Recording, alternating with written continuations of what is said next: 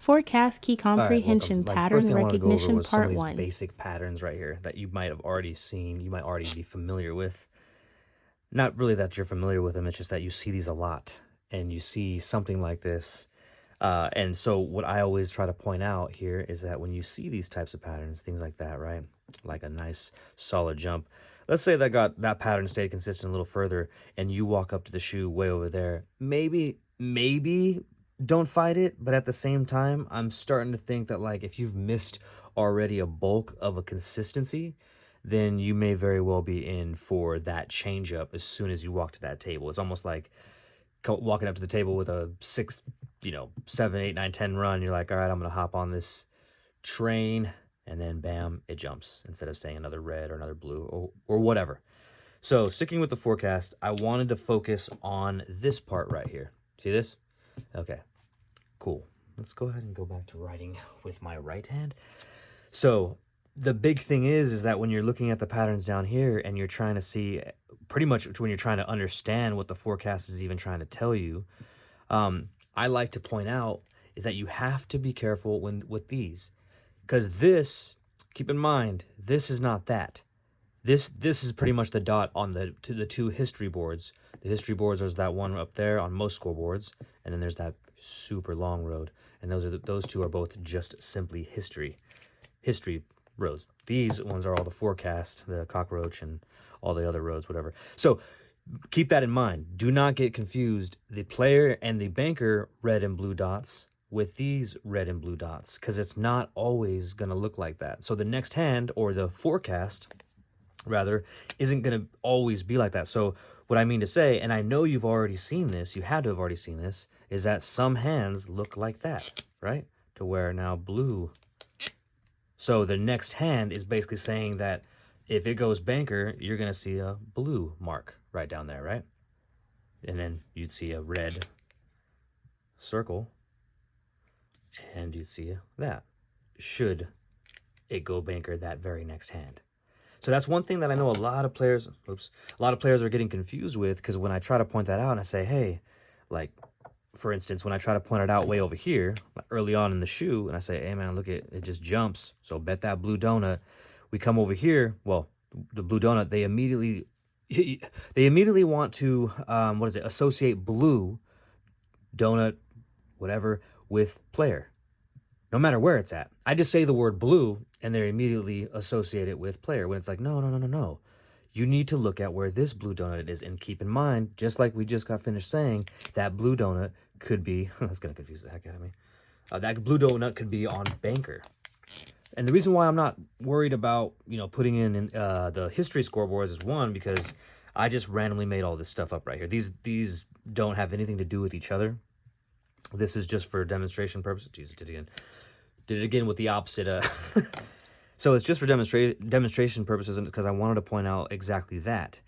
If you were to be betting that one, that jump, like if you had none of this was here, right, and you're betting this circle here, and on the forecast it shows you this right here, then yes, I'd look wherever the blue one is, and I'd be betting banker. And if the blue circle was up here, I'd bet player. But you have to be careful and watch this because it's going to change. And sometimes it stays the same when you see a history pattern. Usually when I see on the history, it'll be like jump, jump, jump, jump, jump, or 1, 2, 1, 2, 1, 2, 1, 2. And you'll see these kind of stay the same in all three colors. But if not, you got to pay attention to that for the very next hand. I hope this isn't confusing, just hearing my voice and kind of pointing at this type of scoreboard little draw up. But I figured I'd go a little further, because when you're paying attention to this and deciding on your next bet here, I see this a lot. See this 1, 2, 3, 4, 5. Now, if I was to kind of ignore this and just go 1, 2, 3, 4, and then this hits blue again, I'm thinking, all right, check out this staircase that's happening right here. I would probably bet one more, and maybe, just maybe, I would nail this one. But like I said, this is a made-up scoreboard, but I have seen a lot of this staircase effect right here. I just want to point it out to you guys so you can see what I'm looking at when I walk up to a shoe, or when I walked up to a table, and it happens to be somewhere here, wherever. So I like pointing these out to players and be like, man, look at that, 3-2-1 or 4-3-2, goes red, and then it jumps, and I'm like, then it goes red. I'm like, I'm thinking it's gonna go again, just blue once, and then it's gonna jump back. But anyways, if that's too confusing, then check this one out. This is another easy one. So by the time you get to a shoe, say if you played any of these hands, or you sat, you waited, whatever, you're patient, you jump in the shoe right there. I'm like, as a dealer, I'm telling the players, look at 1, 2, bet the jump. Once it goes, and then bet the stick right there, because every single blue time it sticks, every single red time it sticks. It's just such a consistent pattern that why not follow it until it breaks right there or something. Or maybe this red one goes to blue and it breaks. But as I mentioned, each one of these is not going to be banker, banker, player, player, banker, banker, player, player, banker, player. You have no idea. You have to pay attention to that every time it goes one of those hands. I hope I'm not, man, I'm just scribbling at this point, but you have to pay attention to this. This is your key. This right here will never change, right? This always stands for this, and this one will stand for this. So those don't change. Where's my eraser? Dang it.